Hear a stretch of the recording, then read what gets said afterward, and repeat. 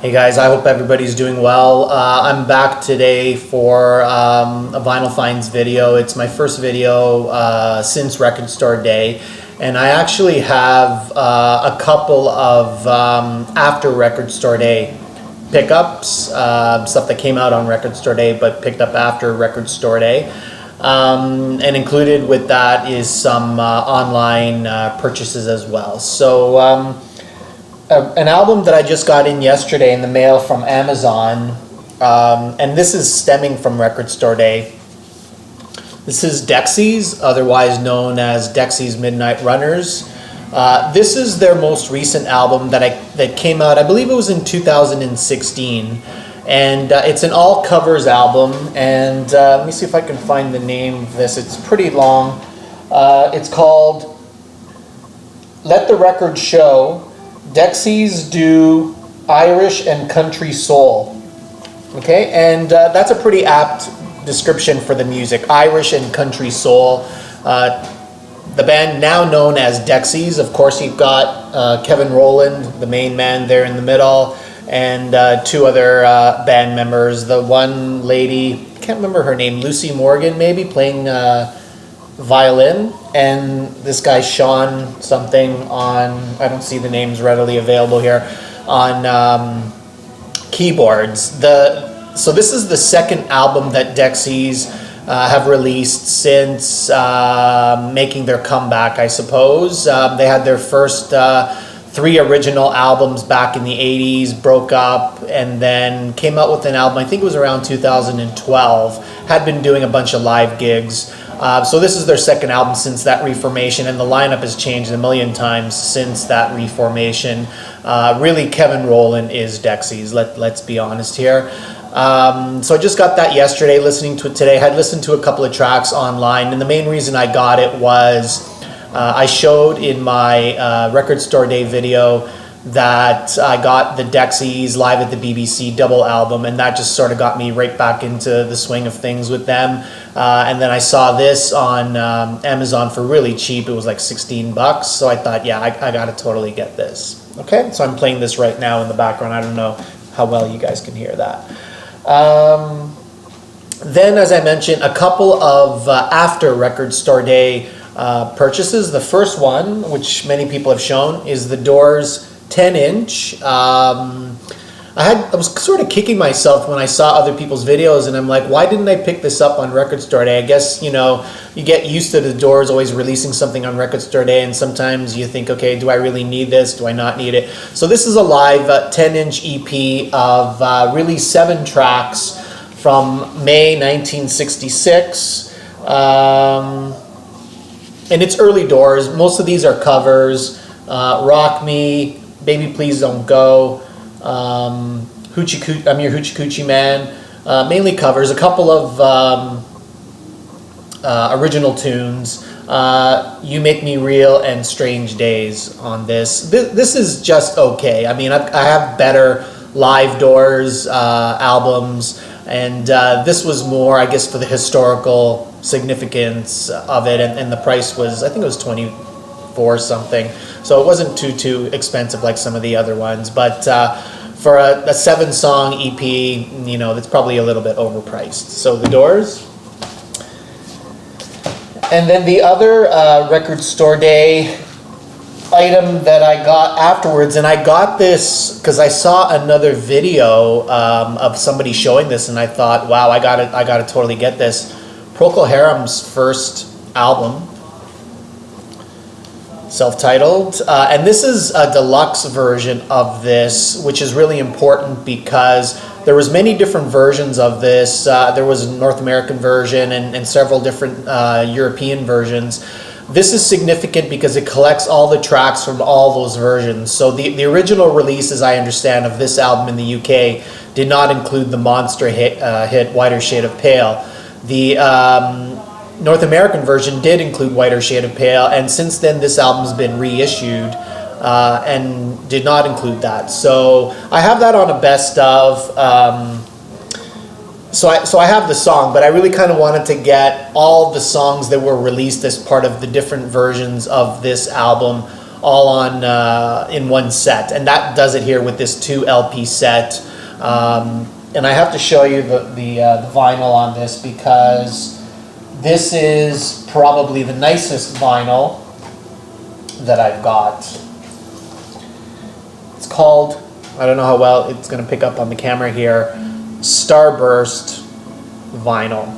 And you know, I've got a lot of splatter and those kind of vinyl, and they're really, really nice, but this is definitely the nicest one I have.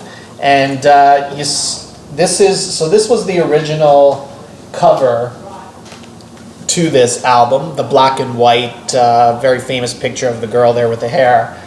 But from what I understand and seeing some other people's videos, this was the original cover of some of the European versions, sort of the pink or the red there. I much prefer the black, but this is one of the inner sleeves. I guess they decided to do it to kind of represent the European versions of that album. So really, really pleased to get that. Okay.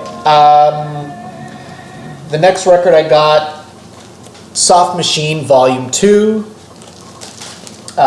This is still with the original, well, not the original, but the lineup of, and I'll show you the guys on the inside there. You've got Robert Wyatt, Mike Ratledge, and Hugh Hopper. I guess the classic lineup of Soft Machine on the back as well. Still with plenty of vocals from Robert Wyatt, which, you know, I really, really like. I like the instrumental stuff as well, but they were definitely starting to go in a more fusion jazz, fusion direction on this album, and really continued it heavily on Third, the next album. But Kevin Ayers from the original Soft Machine lineup was gone, obviously by this point replaced by Hugh Hopper. And this is still quite excellent. I think most sort of psych fans still are in favor of Volume 1 and Volume 2. And, you know, stop listening after this, really. This, it's really a bunch of songs strung together to form the 2 side-long, I guess, songs. The first side, rhythmic melodies, and side 2, Esther's Nose Job. And then it's just a bunch of sort of continuous songs with no gaps in between the little parts of these 2 main tracks throughout the side. I don't know how well I'm explaining that. And then I picked up another reissue of a reggae classic, Burning Spear, and his debut album, Marcus Garvey. I've had this for years. I've had the dub album, Garvey's Ghost, on vinyl for a few years. And this is sort of one of the last remaining holes that I need to get in my reggae collection. Marcus Garvey, just a little bit of history, I guess, was a politician in Jamaica, and was seen as a bit of a prophet who, you know, spoke of, looked to Africa for a king, and it was Haile Selassie, and it started that whole Rastafarian movement, as far as I'm aware. So, Marcus Garvey, an amazing album, reggae album. The next slew of albums I have are a bunch of psych albums that I got off of Discogs from the 60's. Most of them I would call psych. A couple maybe have some psych elements to them, but not, you know, full-blown psych albums. So the first of the psych albums, an album that I've had on CD for a few years, Jefferson Airplane Takes Off, their debut album. This is part of the Best Buy series, so this is definitely a reissue. I needed this, one of the few remaining Jefferson Airplane albums that I needed on vinyl, and probably the last one that I'll get. So this, of course, is still before Grace Slick joined the band, and in the write-up on the back, something that I really wasn't aware of, Marty Ballin, who is, you know, one of the lead vocalists in the band, was very much considered the leader of this band, and I wasn't really, you know, in tune with that fact. I thought it was sort of a led by committee type of band, but definitely on the back they refer to him consistently in the write-up as the leader of and spokesperson for Jefferson Airplane. And then the next album that I've never owned in any format, The Left Bank. And the title of this is Walk Away Renee, Pretty Ballerina, which is basically just the name of the two main tracks on this album. I wasn't really that familiar with this. This is, I think, from 67. These guys, I believe, are from New York, if I'm not mistaken. And this is pretty good. This is sort of your Baroque pop kind of stuff, with those two tracks really being the best tracks on the album for sure. So happy to get that. And then an album that was described as psych, but I think it's more of a country rock with some psych elements. We have Buffalo Springfield. This is called Last Time Around. I just love the cover on this with Neil Young looking away there. And this was Buffalo Springfield's last album. And from what I've read up on about this album, I think there's only maybe one or two tracks where all of the guys play on the songs together. So it's very much a split up kind of album. Neil Young really only has the one lead vocal on the album of I Am a Child, which is probably the best song on the album, to be honest. But he has a couple other writing credits and backing vocals on here. But this is really good. I really like this, even though the band was in disarray. Quite an excellent late 60s country rock album for sure. And then a band that I've seen shown before in the VC, but not this album in particular, another album. We have the Peanut Butter Conspiracy and their debut album, The Peanut Butter Conspiracy is Spreading. This is not their best album from what I've seen people show, but it's still a pretty good album. They're from, I guess, California. Kind of more popish than I was expecting, to be quite honest. Maybe their later albums are more psych, but sort of a psych pop in there for sure. And then we have H.P. Lovecraft, their second album. These guys are from Chicago, I believe.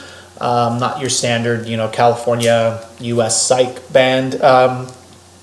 I have one of their albums, or maybe even this album, on CD. Not something that I play regularly, but I saw this available on Discogs and made an offer for it. The guy accepted it, so pretty happy to get this, but still quite unfamiliar with it. And then we have a picture disc for The Seeds, their second album, Web of Sound. I only had one Seeds album prior to this, which was their debut album, which I guess most people consider to be their best, and had a really hard time, finding other Seeds out in the wild and online as well. Then I saw this picture disc. It was going for a decent price. I think it was like $15 US on Discogs, and I thought, picture disc, I don't know the sound quality, but I gotta tell you, this is, from what I know, an Italian press release. Can't remember if it was from 2003 or 2013, but sound quality wise, this thing sounds great. Really, really happy with this. Okay, then we have Arthur Lee and Love. This is a live album from Arthur Lee in 2003 at the Glastonbury Festival. His backing band is a band called Baby Lemonade, and they had been playing as Love, or Arthur Lee's backing band as Love, for about 10 years prior to that, so since 1993. So this is Arthur Lee and Love doing Forever Changes in its entirety at the Glastonbury Festival for 3 sides of this double LP. The 4th side is an older set of tracks from 1970 from the second lineup of Love, really from that For Sale lineup from 1970. Those 3 songs being from Denmark.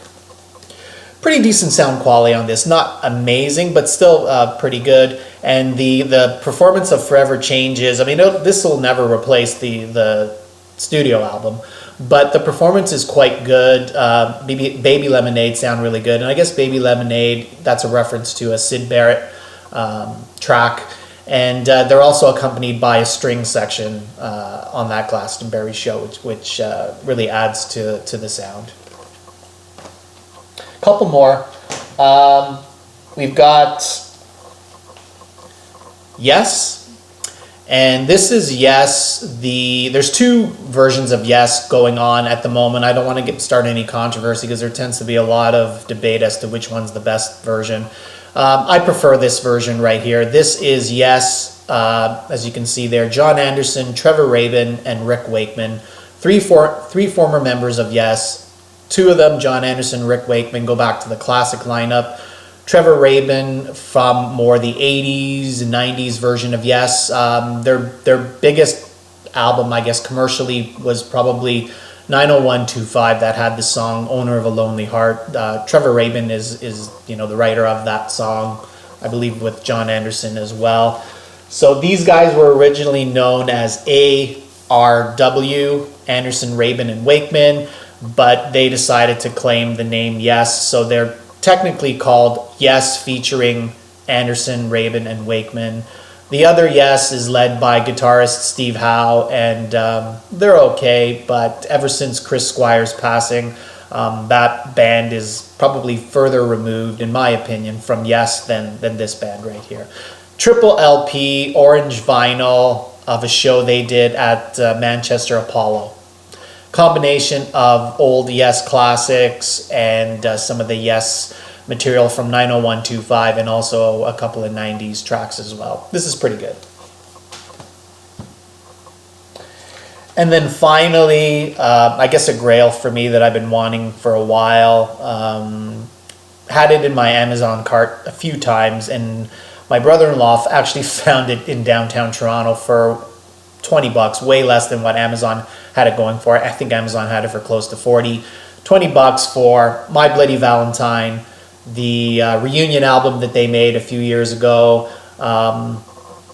Amazing album. I mean, it's not Loveless, no, but it's still an awesome album. And my second My Bloody Valentine album on vinyl I got Isn't Anything at the same store for about $20, for exactly $20 a few months ago, so I was pretty pleased to get that. Now we have the self-titled reunion album, and all I need now is Loveless, so kind of waiting to see if that's going to be reissued again on their website without the crazy shipping costs. Okay guys, a little bit of a long video, sorry about that, but I appreciate you watching, and we'll see you next time.